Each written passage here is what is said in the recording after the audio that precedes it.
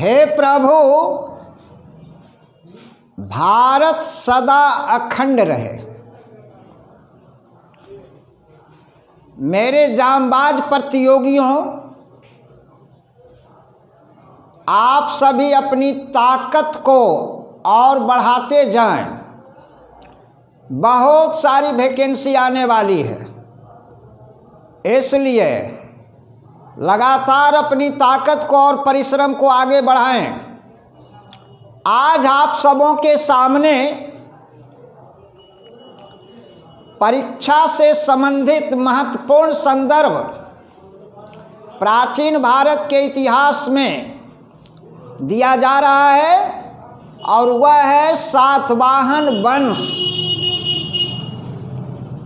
सातवाहन वंश से भी विभिन्न परीक्षाओं में प्रश्न पूछे जाते हैं। तो आज भी चुनिंदा सातवाहन वंश का जो चुनिंदा संदर्भ है आप सबों के सामने इस वीडियो में दे रहे हैं।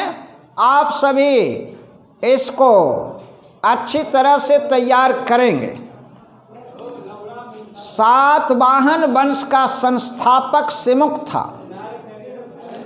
सातवाहन वंश की राजधानी प्रतिष्ठान थी। संदर्भ आप सबों के सामने है। सातवाहन वंश का संस्थापक सिमुक था। सातवाहन वंश की राजधानी प्रतिष्ठान थी। सातवाहन वंश का सर्वाधिक शक्तिशाली शासक साम्राज्य विस्तार करने वाला गौतमी पुत्र सातकर्णी था। सर्वाधिक साम्राज्य विस्तार करने वाला। सातवाहन काल में ही सर्वाधिक शीशे के सिक्के प्रचलित हुए थे। यह विभिन्न परीक्षाओं में पूछे जा चुके हैं।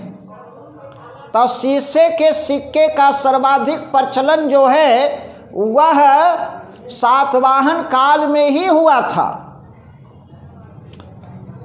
सातवाहन काल की सबसे बड़ी विशेषता जो है, अग्रहार भूमि का प्रचलन प्राचीन भारत में सर्वप्रथम सातवाहन शासकों के द्वारा ही शुरू किया गया था।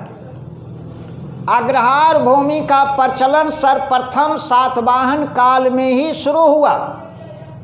अग्रहार भूमि कैसी भूमि थी? अग्रहार भूमि ब्राह्मणों को दान में दी गई कर मुक्त भूमि थी, टैक्स फ्री। ब्राह्मणों को जो भूमि दान में दे दी गई, जिस पर कोई भी टैक्स नहीं लिया जाता था, उसी को कहा गया अग्रहार भूमि। अब यहाँ समझने की बात यह है कि अग्रहार भूमि का प्रचलन सर्वप्रथम सातवाहन काल में हुआ, लेकिन अग्रहार भूमि का सर्वाधिक प्रचलन जो हुआ है वह गुप्त काल में हुआ है। जैसे आप सभी अच्छी तरह से जानते होंगे, सर्वाधिक शुद्ध सोने के सिक्के कुषाण काल में जारी किए गए, प्रचलित किए गए, जबकि सर्वाधिक सोने के सिक्के गुप्त काल में जारी किए गए, प्रचलित किए गए। ठीक उसी तरह से यहाँ है, अग्रहार भूमि कैसी भूमि थी? तो ब्राह्मणों को दान में दी गई कर मुक्त भूमि थी।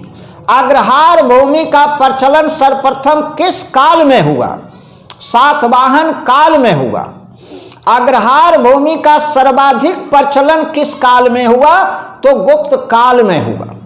चूंकि गुप्त काल में ही मंदिर निर्माण की प्रक्रिया शुरू हुई, नागर शैली में, द्रविड़ शैली में, बेसर शैली में, तो मठ मंदिरों को जो है दान में भूमि ज़्यादा जो है गुप्त काल में दी गई। आप सभी जानते हैं कि गुप्त काल को स्वर्ण युग के नाम से जाना जाता है। तो यहाँ हम सभी सातवाहन काल से संबंधित संदर्भ को देख रहे हैं। सबसे महत्वपूर्ण और जो बिंदु है, नासिक अभिलेख गौतमी पुत्र सातकर्णी के विजय अभियानों का वर्णन उल्लेख करता है। एक दो परीक्षाओं में यह पूछा जा चुका है। तो नासिक अभिलेख जो है सातवाहन शासक गौतमी पुत्र सातकर्णी से संबंधित है। यह परीक्षा के दृष्टिकोण से बहुत ही महत्वपूर्ण है। सातवाहन वंश का अंतिम शासक यज्ञश्री सातकर्णी था। तो परीक्षा के दृष्टिकोण से राजधानी प्रतिष्ठान, सर्वाधिक साम्राज्य विस्तार करने वाला गौतमी पुत्र सातकर्णी, शीशे के सिक्के का सर्वाधिक प्रचलन सातवाहन काल में ही हुआ। इसके साथ पोटीन के सिक्के भी प्रचलित हुए थे। शीशे के सिक्के भी और पोटीन के सिक्के भी सातवाहन काल में प्रचलित हुए थे, लेकिन सर्वाधिक शीशे के सिक्के थे। तो अग्रहार भूमि को आप सभी देखेंगे, प्रतिष्ठान पर ध्यान देंगे। शीशे के सिक्के, पोटीन के सिक्के, नासिक अभिलेख। अग्रहार भूमि कैसी भूमि? ब्राह्मणों को दान में दी गई कर मुक्त भूमि। और इस वंश का संस्थापक यदि सिमुख था तो अंतिम शासक था यज्ञश्री सातकर्णी। तो इसी तरह से हम सभी इसके बारे में, सातवाहन वंश के बारे में जानकारी ले रहे हैं। सातवाहन वंश में साम्राज्य विस्तार, पहला साम्राज्य विस्तार करने वाला सातकर्णी प्रथम था। सिमुख के द्वारा वैसा कोई साम्राज्य विस्तार नहीं किया गया, लेकिन सर्वाधिक साम्राज्य विस्तार वह गौतमी पुत्र सातकर्णी के द्वारा किया गया।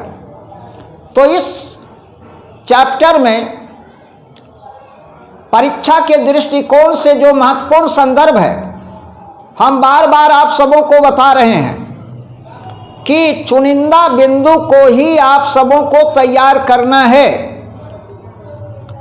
प्रायः मुख्य संदर्भ ही परीक्षा में पूछे जाते हैं, तो हम भी उसी को ध्यान में रखकर आप सबों के सामने वीडियो में वह मुख्य संदर्भ देते हैं सटीक, ताकि कम समय में आप सभी परीक्षोपयोगी संदर्भ पर पकड़ बना सकें। तो आज यहीं मैं अपनी वाणी को विराम देता हूं। जय हिंद, जय भारत।